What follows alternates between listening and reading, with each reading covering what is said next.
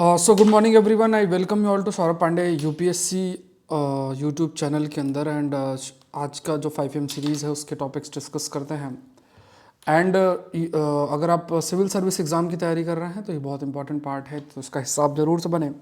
And also download Saurabh Pandey CSE app, link description box में दिया हुआ है, तो you can download Saurabh Pandey CSE app आप डाउनलोड कर सकते हैं और अपनी जो प्रिपरेशन है उसका सिविल सर्विस के लिए जो क्लासेस अटेंड कर सकते हैं। तो शुरू करते हैं। पहला टॉपिक है graphene is an allotrope of carbon consisting of a single layer of atom arranged in a two-dimensional honeycomb lattice. Graphene is the thinnest material known to man at 1 atom thick and also incredibly strong, about 200 times stronger than steel. Graphene is a bad conductor of heat and electricity. Correct बताना। अब देखो ये topic आपका ये publish हुआ है, researchers create functional semiconductor made from graphene. अब देखो ग्राफीन क्या है। ग्राफीन की बात करें तो एलोट्रॉप, एलोट्रॉप शब्द किसके लिए इस्तेमाल होता है? जैसे मान लो कार्बन, इसके कई ऐसे फॉर्म्स है, डायमंड, ग्राफीन या फ्लोरीन, ऐसे कई होते हैं, उनमें से ग्राफीन भी एक है। तो जो ये कार्बन का डिफरेंट डिफरेंट अरेंजमेंट होके डिफरेंट मटेरियल बनता है उसे हम एलोट्रॉप बोलते हैं। तो सेम रहता है बट अरेंजमेंट डिफरेंट होता है, तो एलोट्रॉप बोलते हैं। तो ग्राफीन कार्बन का एलोट्रॉप है। सिंगल लेयर ऑफ एटम्स जो है इसमें प्रेजेंट है, मतलब सिंगल लेयर ऑफ एटम्स, एक लेयर में एटम्स अरेंज्ड हैं। और कैसे? दो डायमेंशन पे, दो डायमेंशन, नॉट इन 3 डायमेंशन, दो डायमेंशन हनीकॉम की तरह। तो ग्राफीन थिनेस्ट मटेरियल है जो इंसानों को पता है, known to man at 1 atom thick, and ये बहुत ज़्यादा स्ट्रॉन्ग है, even more than the steel. दोनों स्टेटमेंट सही हैं। अब graphene is a bad conductor of heat and electricity, ये गलत है। Graphene is basically an excellent, it is basically an excellent conductor, it is basically an excellent conductor of heat and electricity. तो ये ध्यान में रखना है। And it has interesting light absorption ability, it has very good we can say light absorption ability जो है, तो ये गलत है। तो फर्स्ट और सेकंड स्टेटमेंट सही है। तो यहाँ जो आंसर होगा that is 1 and 2। Let's move to the next, that is with reference to the photo catalyst consider the following statement. The term photocatalyst is a combination of two words, photo related to photon and catalyst, which is a substance altering the reaction rate in its presence. Photocatalysts are material that changes the rate of chemical reaction on exposure to light. Photocatalysis is a phenomena in which an electron hole pair is generated on exposure of a semiconductor material to light. तो यहाँ पे अगर आप देखोगे IIS, ये Bhopal research develop material to break down chemical warfare agents like mustard gas. तो ये है, देखो हर सोर्स से जो कंटेंट है वो आपको कवर हो रहा है। हिंदू सेशन, और इसको अगर आप कवर करते हैं, इसमें Indian express, times of India, जितने भी आप सोर्सेज देखोगे सब कुछ कवर हो जाता है। अगर आप इतना कर लो ना, that is more than sufficient. फिर आपके अंदर ऐसा आलस टाइप चीज़ नहीं होना चाहिए, मतलब इन द सेंस कि आप फिर ये नहीं कि दिन भर आप करेंट अफेयर्स ही कर रहे हैं। एक सोर्स पे आपको ट्रस्ट करके और अपना जो स्टैटिक पार्ट है उस पर फोकस करना चाहिए। ये थिंकिंग आपको जरूर से रखें। And again I am stating, download Saurabh Pandey CSE app जो है, लिंक डिस्क्रिप्शन बॉक्स में दिया हुआ है, तो उसको आप लोग डाउनलोड कर लेना। बाकी सारी जानकारी मैं आप लोग को लास्ट में दूंगा। तो यहाँ पे देखो, the term photo catalyst is a combination of 2 words, 2 word is photo मतलब फोटोन, और कैटलिस्ट जो कि किसी भी रिएक्शन, जैसे मान लो A और B रिएक्शन, A और B मिल के C बनाते हैं, तो कैटलिस्ट क्या करेगा? इस रिएक्शन को थोड़ा सा स्पीड अप करने का काम कैटलिस्ट का जो है वो होगा। तो photo it is related with light और फोटोन, ये पहला स्टेटमेंट सही है। ये ऐसे मटेरियल है जो कि that change the rate of chemical reaction on exposure to light. मतलब अगर कोई भी मटेरियल है तो अगर इस पर लाइट पड़ेगी तो लाइट पड़ने की वजह से वी कैन से जो केमिकल रिएक्शन का रेट है that will change. So photo catalyst are material that change the rate of chemical reaction on exposure to light. ये एक ऐसा फिनोमेना है जहाँ पे in which are electron hole pair is generated on exposure of semiconductor material to light. तो ये electron और whole, ये अगर आपने फिजिक्स में या केमिस्ट्री में पढ़ा भी होगा तो ये उसी से रिलेटेड टर्म है। इलेक्ट्रॉन और होल शब्द हम इस्तेमाल भी करते हैं। और यहाँ पे ये जनरेट होने से क्या है, लाइक मूवमेंट ऑफ जो इसकी वजह से इलेक्ट्रिसिटी भी जनरेट होती है। सो electron hole pair is generated on exposure of semi conducting material. जो भी सेमी कंडक्टर हो, सेमी कंडक्टर का मतलब ऐसे मटेरियल जिनका जो कंडक्टिविटी है, जैसे मान लो एक प्लास्टिक लोगे तो वो इलेक्ट्रॉन उससे मूव नहीं कर सकता। अगर कोई प्लास्टिक लेते हो तो उस प्लास्टिक से इलेक्ट्रॉन अंदर से मूव नहीं कर सकता है, तो इंसुलेटर है। और जैसे मान लो कोई आपने कॉपर लिया, लोहा लिया, तो उससे मूव कर सकता है, तो वो कंडक्टर कंडक्टर है। तो कंडक्टर और सेमीकंडक्टर के बीच में जो कंडक्टिविटी जिनकी मटेरियल्स की होती है उन्हें हम सेमी कंडक्टिंग मटेरियल बोलते हैं। तो यहाँ पे जो electron hole pair is generated on exposure of a semiconducting material to light. तो यहाँ पे ये भी स्टेटमेंट सही है। तो यहाँ तीनों स्टेटमेंट आपके सही है। तो फोटो कैटलिस्ट शब्द आपको याद रखना। अब देखो ये सब ऐसे कंटेंट है जिनको फोकस करते रहना चाहिए, आप लोग को बहुत इंपॉर्टेंट बन जाता है, जैसे मैंने आपको कहा भी है। नेक्स्ट देखते हैं, NHPC has recently inked in initial pact to invest ₹4,000 crore in 750 megawatt Kuppa pumped hydro storage project. ये कहाँ पे लोकेटेड है? तो ये बेसिकली आपका जो प्रोजेक्ट लोकेटेड है वो गुजरात के अंदर लोकेटेड है, और इसमें क्या है कि लगभग 4,000 करोड़ रुपए खर्च किया जाएगा। और कुप्पा पम्प्ड हाइड्रो पावर प्रोजेक्ट है, ये छोटा उदयपुर जगह है, एक छोटा उदयपुर जगह है, और वो कहाँ लोकेटेड है? गुजरात के अंदर लोकेटेड है। छोटा उदयपुर जो जगह लोकेटेड है जो कि गुजरात में लोकेटेड है, तो वहाँ पे है। और जो implementation of this project will create significant employment opportunities. Significant आपका क्या क्रिएट करेगा? It will generate a significant employment opportunity. और जो लोकल इकोनॉमी है, that local economy will also boost. NHPC limited is India's leading hydro power company. Hydro power company है जिसका with a total installed capacity of more than 7,000 megawatt of renewable energy. तो ये इतना नहीं, but यहाँ पे आपको ध्यान में रखना है कि अभी रिसेंट में ये कुप्पा पम्प्ड हाइड्रो स्टोरेज प्रोजेक्ट ये न्यूज़ में था, तो गुजरात में है। ये इकोनॉमिक टाइम्स की न्यूज़ है, आप देख सकते हो। NHPC प्लेजेस टू इन्वेस्ट ये है। तो देखो हर एक पेपर न्यूज़पेपर हम लोग कवर कर रहे हैं। मैंने बोला है इस चीज़ को, आप लोग थोड़ा सा ध्यान देते रहें तो बाद में आपके लिए आसान हो जाता है। नेक्स्ट देखते हैं, कंसिडर फॉलोइंग स्टेटमेंट और recently introduce South Korea's workation visa. तो foreign national with annual income equals as South Korea's per capita gross national income will be eligible to apply for the visa। तो foreign national with annual income twice, 2 गुना है ना, तो equal नहीं है, twice होना चाहिए, twice 2 गुना होना चाहिए, twice as much as South Korea's per capita gross national income. मतलब जैसे वहाँ कितनी GDP है, GDP से डिवाइडेड बाय पॉपुलेशन, तो पर कैपिटा इनकम आएगी उसका 2 गुना, जिसका है वही वीज़ा के लिए अप्लाई कर सकते हैं। The people who are awarded this visa can also be hired by any company, कोई भी, और undertake any profit making activity, किसी भी प्रॉफिट मेकिंग एक्टिविटी में they can be part. The visa will be valid 1 month के लिए, और वो 2 साल के लिए इसको एक्सटेंड किया जा सकता है। तो ये वैलिड फॉर 1 ईयर एंड 2 साल के लिए इसको एक्सटेंड भी किया जा सकता है। तो यहाँ पे अगर देखा जाए तो how many of the above statements are correct, तो वैलिड फॉर 1 ईयर, ये 1 मंथ लिखा हुआ है, तो ये it will be valid for 1 year, और इसे 2 साल के लिए एक्सटेंड किया जा सकता है। The people who are awarded this visa cannot be hired, they cannot be hired by company South Korea to work or undertake any profit making activity।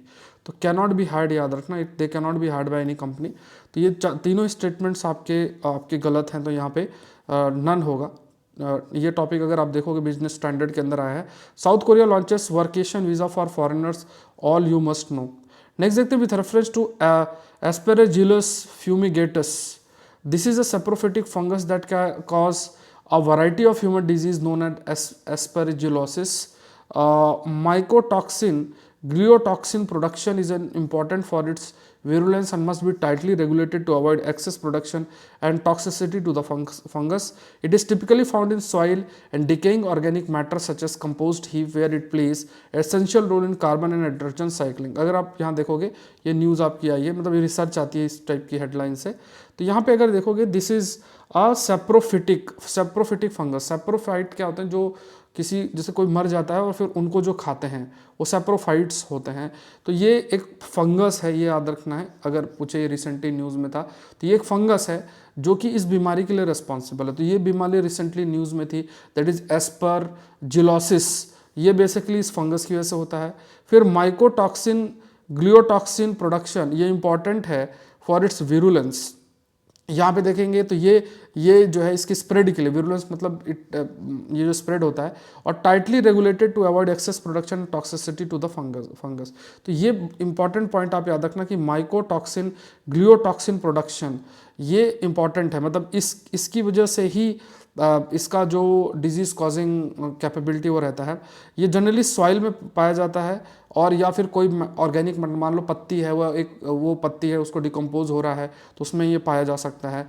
Compost heap, जैसे कंपोस्ट क्रिएट किया जाता है ना, बहुत सारे वेस्ट मटेरियल एक गड्ढे में डाल के और फिर वो कंपोस्ट बनता है, उसको हम फिर खेतों में डाल सकते हैं, तो उसमें भी ये पाया जा सकता है, जहाँ पे ये कार्बन और नाइट्रोजन रिसाइकलिंग में एक मदद जो है ज़रूर से करता है।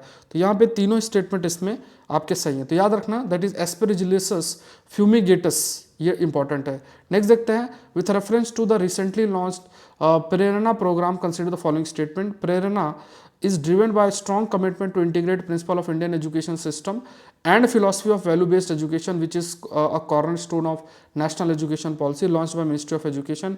Prerna is a week-long residential program for selected student class 9 से 12 तक के लिए होगा। तो यहाँ पे भी अगर आप देखोगे तो ये PIB की न्यूज़ है, ministry of education launches Prerana programme.